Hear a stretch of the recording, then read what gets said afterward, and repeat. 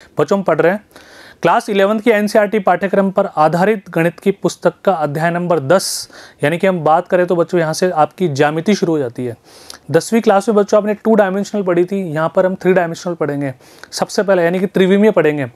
सबसे पहले हमारा टॉपिक स्टार्ट होगा बच्चों सरल रेखाओं से, ठीक है, यानी कि सरल रेखाएं ज्यामिति पढ़ने के लिए सबसे पहली स्टेप होती है। अब जनरल अपन बात करते हैं बच्चों सरल रेखा क्या होती है, बताओ what do you mean by line.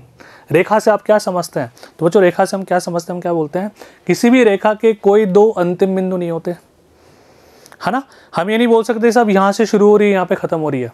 तो सर हम जो बचपन से बढ़ते हुए आ रहे हैं 2 बिंदुओं के बीच की दूरी या 2 बिंदुओं को मिलाने वाली रेखा, बच्चों वो रेखा खंड होता है, वो रेखा नहीं होती। रेखा के तो हम क्या बोलते हैं, ना तो इसका शुरुआती बिंदु हमें पता, ना कोई इसका अंतिम बिंदु हमें पता। तो क्लियर है, रेखा खंड होता है वो पार्ट ऑफ लाइन, जिसको लाइन सेगमेंट हम बोलते हैं। तो बच्चों कुछ बेसिक बातें जो आपने 10th क्लास में भी पढ़ी होगी उन्हीं से मैं स्टार्ट होता हूँ, ताकि आपको लिंक करने में ज़्यादा समस्या ना हो। पेन को भी लेकर बैठ जाइएगा, फटाफट से करते हैं रिकॉल। पी और क्यू, बच्चों ये पी के निर्देशांक x1 y1, क्यू के निर्देशांक x2 y2। तो 2 बिंदुओं के बीच की दूरी का फॉर्मूला आप सभी को बचपन से पता है, पहले वाले में से पहला वाला घटाओ, दूसरे वाले में से दूसरा वाला घटाओ, यानी कि दोनों पहले वालों का अंतर का स्क्वायर प्लस दोनों बाद वालों के अंतर का स्क्वायर। सर ये क्या बोल रहे हो, समझ में नहीं आया बच्चों। मतलब क्या है, मानो पी के निर्देशांक है 2 व 3, क्यू के निर्देशांक है 5 और 6, ठीक है। तो दूरी का फॉर्मूला 2 और 5 का अंतर बच्चों 3, 3 का स्क्वायर 9, 3 और 6 का अंतर 3, 3 का स्क्वायर 9, आंसर आ गया हमारा √18 इकाई। अब सर अंतर क्यों बोल रहे हो, बिकॉज बच्चों अंतर हमेशा पॉजिटिव लिया जाता है। जैसे देखो एक बार है ना, यहाँ पर मैं x2 - x1 की जगह x1 - x2 भी कर दूँ तो भी तो स्क्वायर करने पर सेम ही बात है। y2 - y1 की जगह y1 - y2 कर दिया जाए तो भी तो स्क्वायर करेंगे तो सेम ही बात है। तो हम जनरली क्या बोलते हैं, डिफरेंस, ठीक है। लेकिन एज ए फॉर्मूला आप लोगों को ऐसे याद रखना है। तो फटाफट से वीडियो पॉज करके फॉर्मूला नोट डाउन कर लो, √x2 - x1 का whole square plus y2 - y1 का होल स्क्वायर। आगे बढ़ते हैं। दूसरी बात बच्चों ना, x1 y1 और x2 y2 बिंदुओं को मिलाने वाली रेखा को कोई रेखा किसी पॉइंट P पर m/n में विभाजित करती है, तो अंत विभाजित करने वाले बिंदुओं का निर्देशांक सभी को याद है कि नहीं है। जैसे मैं एक बार बनाता हूं बच्चों, ध्यान से देखो, ठीक है। इस बिंदु के निर्देशांक है x1 y1, इसके निर्देशांक है x2 y2। अब तीसरी रेखा कहीं से आई, इसने इस लाइन को P बिंदु पर m/n में डिवाइड कर दिया। तो जो P की पोजीशन होगी, P की स्थिति होगी, वो बच्चों क्या है यहाँ पे, अगर इंटरनली डिवाइड करते हैं तो mx2 + nx1 अपॉन m+n, ये तो x वाला कोऑर्डिनेट हो गया, y वाला my2 + ny1 अपॉन m+n। ये बच्चों अंत विभाजन होने पर निर्देशांक ज्ञात करने का सूत्र होता है हमारे पास। अब सर यहाँ पर एक बात हमने देखी कि यहाँ पे अंत विभाजन हो रहा है, तो बाह्य विभाजन से मतलब क्या है बच्चों, बाह्य विभाजन से मतलब है यदि क्वेश्चन बाह्य विभाजन के लिए बोले, एक्सटर्नल डिवीजन के लिए बोले, तो फिर फॉर्मूला उस कंडीशन में हम क्या लगा देंगे, ध्यान से देखना, ये सारी बातें काम आने वाली तुम्हारे बच्चों प्रश्न करते टाइम। फिर फॉर्मूला होगा mx2 - nx1 upon m-n, y वाला my2 - ny1 अपॉन m-n। ये बाह्य विभाजन का हो गया। एक्चुअली बच्चों होता क्या, ध्यान से देखो ना, कई बार कुछ क्वेश्चन आपने 10th क्लास में किए होंगे बच्चों, जहाँ पर क्वेश्चन ने रेशो की भी डिमांड की होगी कि m/n ज्ञात कीजिए। अब बच्चों रेशो कभी नेगेटिव नहीं होता, कभी भी आपने ऐसा नहीं देखा होगा कि -2/3 किसी क्वेश्चन का आंसर आ रहा होगा, है ना। तो वहाँ पर ऑप्शन, जैसे मान लो क्वेश्चन m/n के बारे में बात करें तो हम क्या बोलेंगे, ऑप्शन इस तरह से आते हैं 2/3 अंत विभाजन, 2/3 बाह्य विभाजन। अब कैलकुलेशन करने के बाद यदि m/n आपके पास इस तरह से आता है ना -2/3, तो इसको ऐसे नहीं लिखेंगे -2/3, फिर हम लिखेंगे 2/3 बाह्य विभाजन। तो बस इतना सा फर्क होता है। फिलहाल ऐसा मान के चलो, यदि m और n सेम साइन के हो, प्लस के साइन के हो, तो हम बोलेंगे अंत विभाजन, विपरीत चिन्ह के हो तो बाह्य विभाजन। तो दोनों फॉर्मूले ढंग से याद कर लोगे। और बच्चों हमने क्या पढ़ा था, बिल्कुल नॉर्मल सी बात है, ध्यान से देखो, यहाँ पर m और n, यहाँ पर हमने देखा कि m और n की वैल्यू यदि 1 हो, अब बच्चों ये अगर 1/1 है, इसका मतलब बराबर बांट रहा है। अगर m और n का मान 1 में ले लो, इसका मतलब बराबर बांट रहा है मतलब मध्य बिंदु है। तो m और n की जगह 1 रखते हैं, तो यहाँ पे क्या आएगा, x2 + x1 बटा 2, y2 + y1 बटा 2, यानी कि मध्य बिंदु के निर्देशांक का डायरेक्ट फॉर्मूला बच्चों क्या हो जाएगा, x1 प्लस x2 बटा 2, y1 प्लस y2 बटा 2। बहुत बेसिक बातें रिकॉल करवा रहा हूँ, ये बातें तुमने पढ़ रखी है पहले, ताकि थोड़ा लिंक बन जाए हमारा। नेक्स्ट, त्रिभुज का क्षेत्रफल, ये भी हमने पढ़ा। और बच्चों ये तो मैंने तुम्हें सारूस डायग्राम से भी निकालना सिखाया था, याद आ रहा है कुछ, है ना। और सारूस डायग्राम ज़्यादा कंफर्टेबल होगा बजाय इस फॉर्मूले के। मैं तो वो सिखा देता हूँ पहले ना, ध्यान से देखो। बच्चों एक ट्रायंगल, एक त्रिभुज है हमारे पास, इसके निर्देशांक हैं x1 y1, इसके निर्देशांक है x2 y2, इसके निर्देशांक है x3 और y3।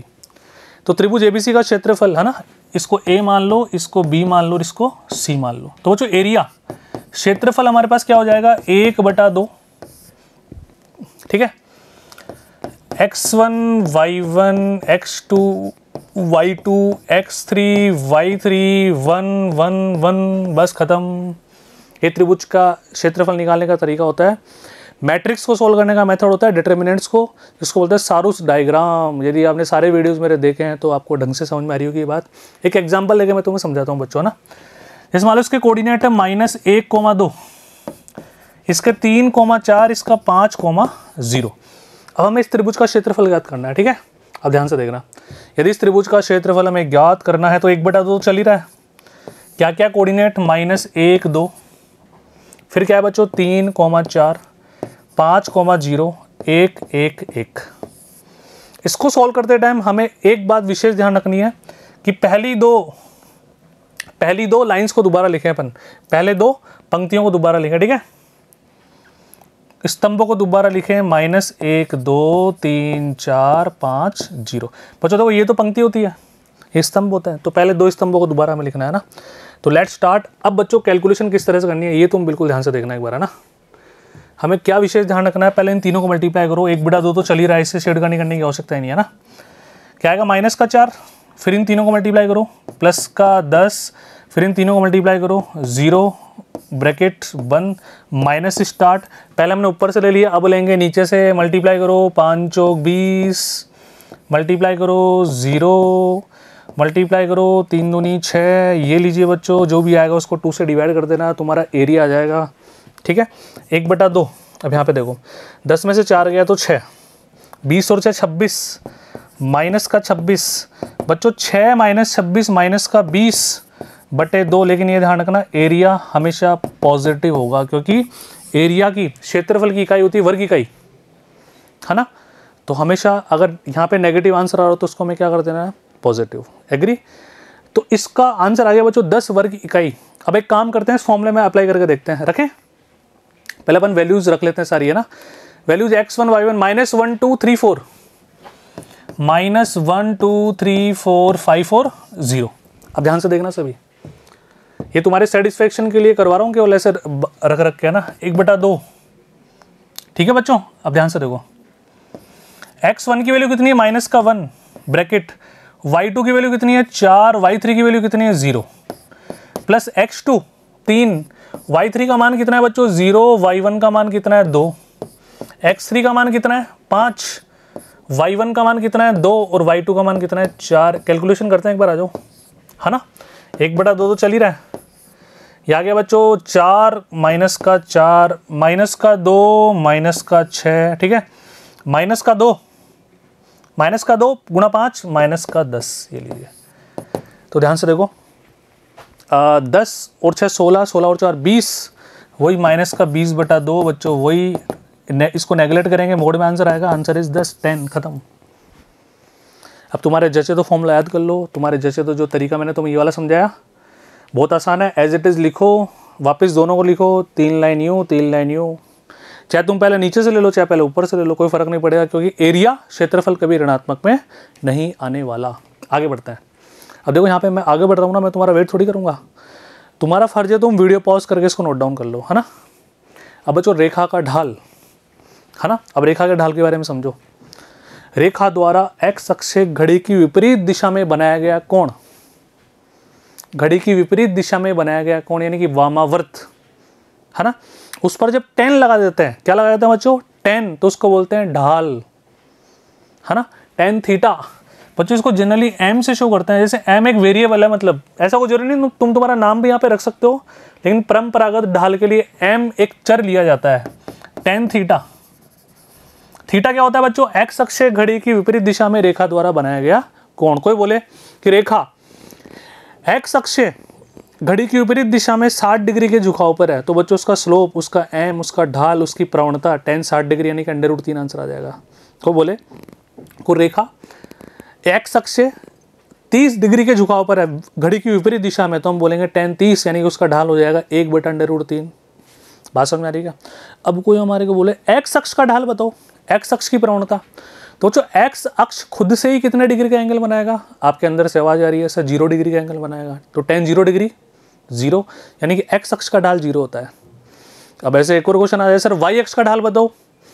बच्चों y अक्ष x अक्ष के साथ कितने डिग्री का कोण बनाता है? 90 डिग्री का। तो sir tan 90 degree not define, अपरिभाषित, अपरिभाषित है वो तो परिभाषित नहीं है।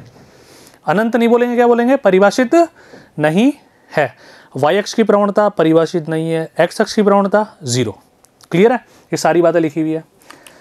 L x अक्ष की धनात्मक दिशा के साथ कोण बनाती है, L inclination of the line कहलाता है स्पष्ट। या बच्चों वामावर्त में जो पॉजिटिव एंगल बनाएंगे अपन एंटी क्लॉकवाइज डायरेक्शन में, वो बिटवीन 0 एंड 180 रहेगा। इस बात का विशेष आप ध्यान रखें, नेगेटिव ढाल कभी नहीं आता। x अक्ष का ढाल 0 है और y अक्ष की ढाल परिभाषित नहीं, ये मैंने तुम्हें समझा ही दिया। बढ़ो आगे। रेखा की ढाल जब उस पर 2 बिंदु दिए गए हो, बच्चों 2 बिंदुओं से जब कोई लाइन पास होती है ना, ध्यान रखना x1 y1 x2 y2, तो इसकी प्रवणता क्या होती है बच्चों?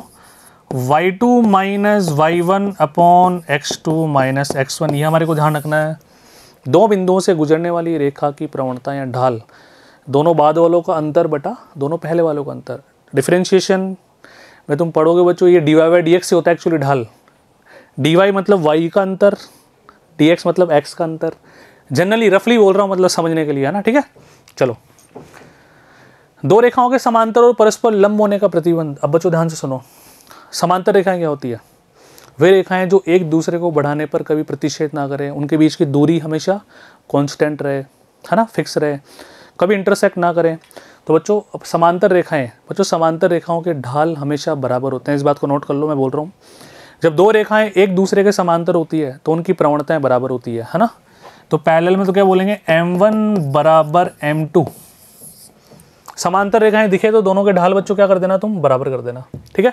लंब होने का प्रतिबंध, जब 2 रेखाएं एक दूसरे पर लंबवत होती है, जब 2 रेखाएं एक दूसरे पर लंबवत होती है तो उनकी प्रवणताओं का, उनके ढालों का गुणनफल -1 होगा। ठीक है, आगे बढ़ो। आपकी पाठ्यपुस्तक कुछ उदाहरण, ताकि जो बातें मैंने पढ़ाई उनके एग्जाम्पल हैंड टू हैंड कर लेंगे तो कॉन्फिडेंस बढ़ेगा। उन रेखाओं के ढाल ज्ञात कीजिए जो बिंदुओं से कोई गुजरती है। अब मैंने क्या बोला था, जब 2 बिंदुओं से गुजरे तो ढाल बच्चों क्या होगा? ये सारे सॉल्यूशन आपकी पाठ्यपुस्तक में है। y2 माइनस y1 तो प्लस कर दूं, x2 माइनस x1, ऊपर आ गया बच्चों 6, नीचे आ गया -4। ठीक है, ये आंसर आ गया -3/2। ये लीजिए, बात समझ में आई सभी के? y2 minus y1 upon x2 minus x1। आगे बढ़ो, same y2 minus y1 upon x2 minus x1 बच्चों 0/4 0, ये लीजिए। ठीक है,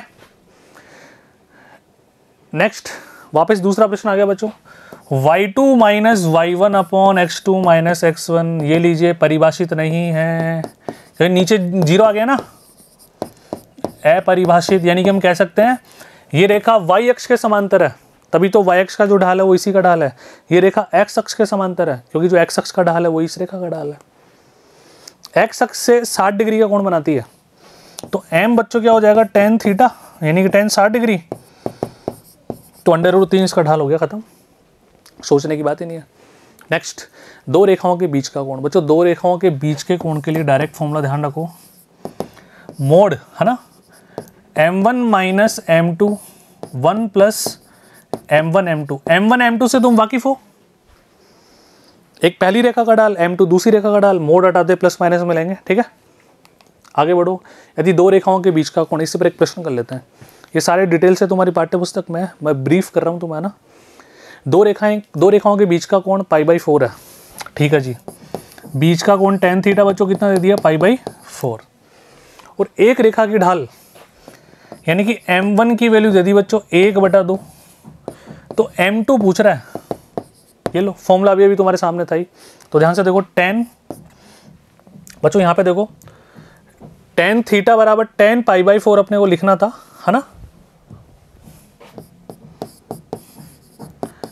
अब tan π/4 की वैल्यू कितनी होती है 1, तो एक बार तो मैं ऐसे लिखता हूँ tan π/4 मोड m1 कितना है -m2 1 प्लस m1 गुणा, इसको सोल्व करना है बस।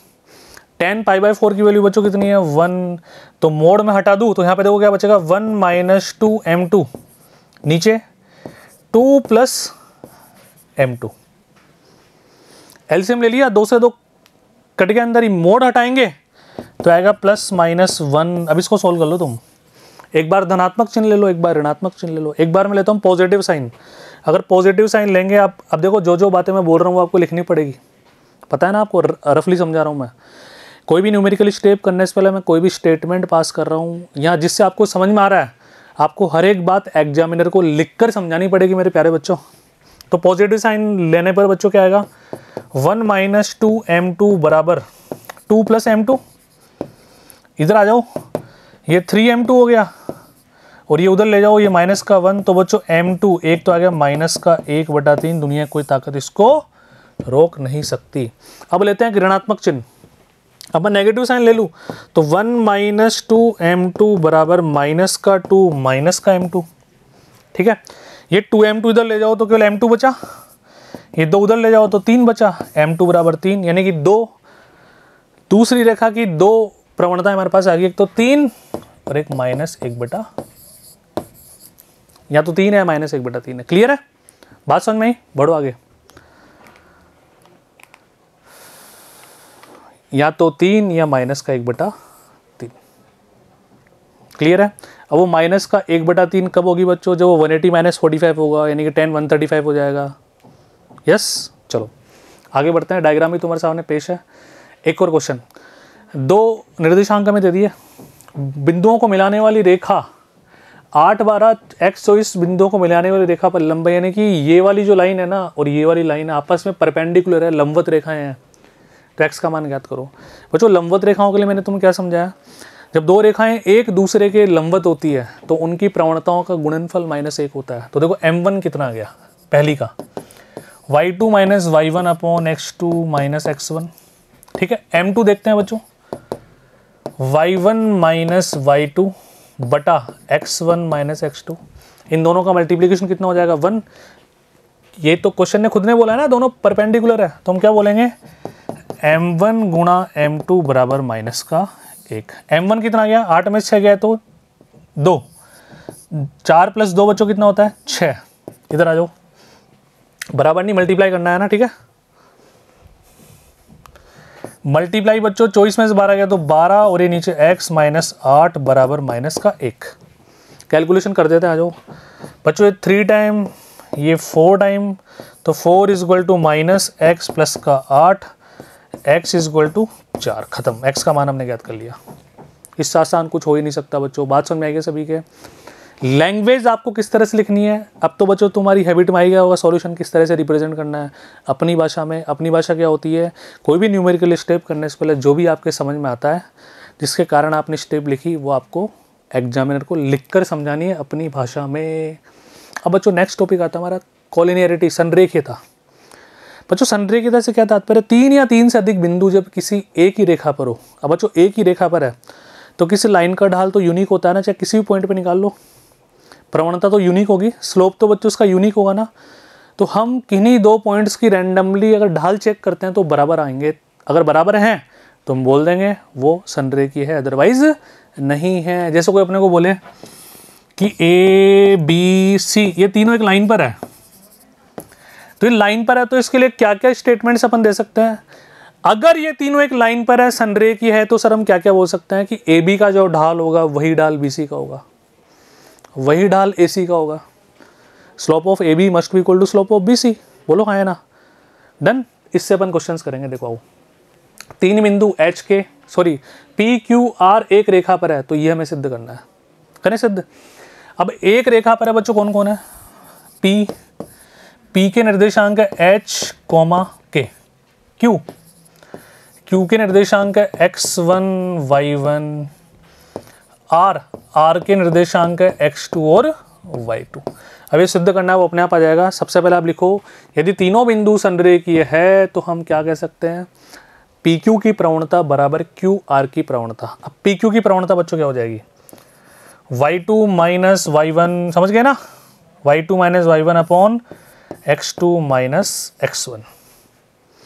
इधर भी आ जाओ, क्यू आर की प्रवणता y2 माइनस y1, ठीक है, बटे x2 minus x1, cross multiply करें बच्चों तो y1 माइनस के x2 माइनस x1, इधर आ जाओ y2 minus y1 x1 minus का h। अब देखते हैं जो हमें सिद्ध करना था वो आया नहीं आया। देखो बच्चों, सर सिद्ध करने में x2 माइनस x1 आ रहा है, k माइनस y1 आ रहा है, जबकि यहाँ तो y1 माइनस k है, तो नेगेटिव साइन कॉमन ले लें, है ना। तो नेगेटिव साइन कॉमन लें तो x2 माइनस x1, ठीक है, माइनस कॉमन ले लिया हमने तो k माइनस y1, ये राइट हैंडेड साइड आ गया, बट अभी माइनस का साइन है उसको देख लेंगे आगे, बढ़ो आगे। h माइनस x1 या y2 माइनस y1 तो एज इट इज है ना, लेकिन बच्चों यहाँ भी अगर तुम नेगेटिव साइन कॉमन ले लोगे तो x1 माइनस h को h माइनस x1 लिख सकते हो, और ये नेगेटिव से नेगेटिव कैंसिल, और हमारा जो मेन टारगेट था, जो क्वेश्चन ने सिद्ध करने के लिए बोला था, वो हमने सिद्ध कर दिया। आप इति सिद्धम लगाना ना भूलें। बात समझ में आई क्या। तो जो बातें मैंने अब तक तुम्हें पढ़ाई ना, उन पर बेस्ड ये सारी बातें थी, तो आई थिंक आपके समझ आया होगा बच्चों बहुत आराम से। उन्हीं के कॉन्सेप्ट थे, उन्हीं के हमने एग्जाम्पल कर लिए एंड टू एंड। आगे बढ़ते हैं। नेक्स्ट क्वेश्चन क्या कह रहा है, एक रेखिक गति का समय और दूरी का लेखा चित्र दिया हुआ है, डायग्राम दिया हुआ है बच्चों। समय और दूरी की दो स्थितियां हैं। जब t बराबर 0 तो d बराबर 2 हो जाता है, t बराबर 3 तो d बराबर 8 हो जाता है। तो ढाल की संकल्पना का प्रयोग करके, यानी कि ढाल की संकल्पना क्या होती है, अगर एक ही रेखा पर है तो इन दोनों की जो प्रवणता होगी वो इन दोनों की होगी, है ना। तो इसमें लगाओ y2 minus y1 upon x2 minus x1, वैसे इन दोनों में लगाओ y2 minus y1 upon x2 minus x1, एक संबंध तुम्हारे पास आ जाएगा, वही तुम्हारा फाइनल आंसर होगा। देखो आ जाओ, यही किया हुआ है बच्चों, y2 minus y1 upon x2 minus x1, y2 minus y1 upon x2 minus x1, cross multiply करो, कैलकुलेशन करो, एक अभिष्ट संबंध बच्चों में प्राप्त होता है। बात समझ में आई, कोई दिक्कत वाली बात नहीं है। तो अच्छा, ये पहला वीडियो बिल्कुल बेसिक था, इसमें छोटी छोटी बातें हमने पढ़ ली। अब इसके अंदर की यात्रा से हम शुरू करेंगे, इसके अंदर के बेहतरीन कॉन्सेप्ट और आएंगे। यहाँ तक आप सभी रफ कॉपी में सॉल्व कर लें, फिर प्रॉपर नोट्स बना लें आपकी फेयर कॉपी में, ताकि एग्जाम से 1 या 2 दिन पहले जब उस कॉपी को आप पढ़ो तो उसको पढ़ना ही पड़ेगा, केवल आपको पेन नहीं चलाना पड़ेगा, क्योंकि उसमें सब कुछ आपके हाथों से लिखा हुआ है। ठीक है, थैंक यू सो मच बच्चों, मिलते हैं अगले पार्ट में।